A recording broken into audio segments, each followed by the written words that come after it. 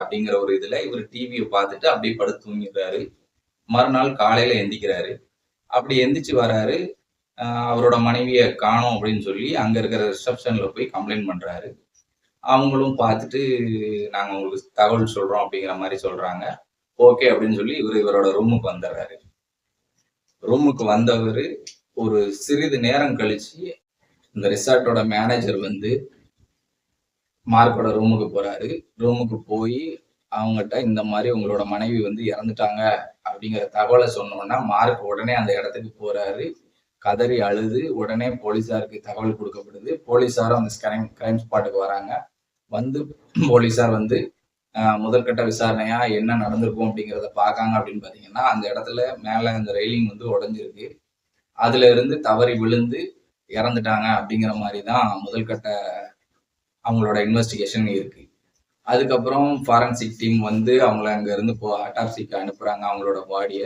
Autopsy report வருது. என்னவா வருது அப்படின்னு பாத்தீங்கன்னா அவங்க வந்து தண்ணியில விழுந்ததுனாலதான் அவங்களோட மரணம் நிகழ்ந்திருக்கு.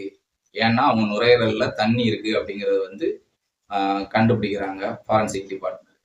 இது மட்டும் இல்லாம ஃபாரன்சிக் டிபார்ட்மெண்ட் உள்ள வந்து இது பண்ணும்போது ஃபர்ஸ்ட் அவங்களோட சஸ்பெக்ட் யாரா வரா அப்படின்னு பாத்தீங்கன்னா கணவரான மார்க் தான் ஃபர்ஸ்ட் சஸ்பெக்டா வராரு. எந்த ஒரு மர்டர்லயுமே மனைவி இறந்துட்டாங்கன்னா முதற்கட்டமா அவங்களோட கணவர் தான் சஸ்பெக்டா வைப்பாங்க போலீஸார். அதே மாதிரி இவரை சஸ்பெக்டா வச்சு இவர் போட்டிருந்த ட்ரெஸ் எல்லாத்தையுமே எவிடன்ஸ்க்காக கலெக்ட் பண்ணிக்கிறாங்க. அதுக்கப்புறம் ஃபாரன்சிக் டிபார்ட்மெண்ட் வந்து என்ன பண்றாங்க அப்படின்னு பாத்தீங்கன்னா அந்த இடத்த வந்து தரவா செக் பண்ணும்போது ஃபாரன்சிக் ஆபீசர் வந்து சுப்பீரியர் ஆபீசர் அவர் என்ன கண்டுபிடிக்கிறாரு அப்படின்னு பாத்தீங்கன்னா அந்த ரயிலிங் இங்க இருக்கு அப்படின்னா இவங்க விழுந்து கிடந்த இடம் இங்க இருக்கு.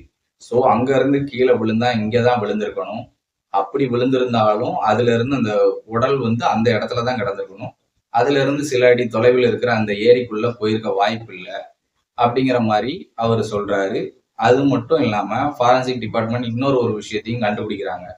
என்னன்னு பாத்தீங்கன்னா இவங்க மேல இருந்து விழுந்து அந்த இடத்துல கிடக்கும் போது அவங்களோட உயிர் இருந்திருக்கு.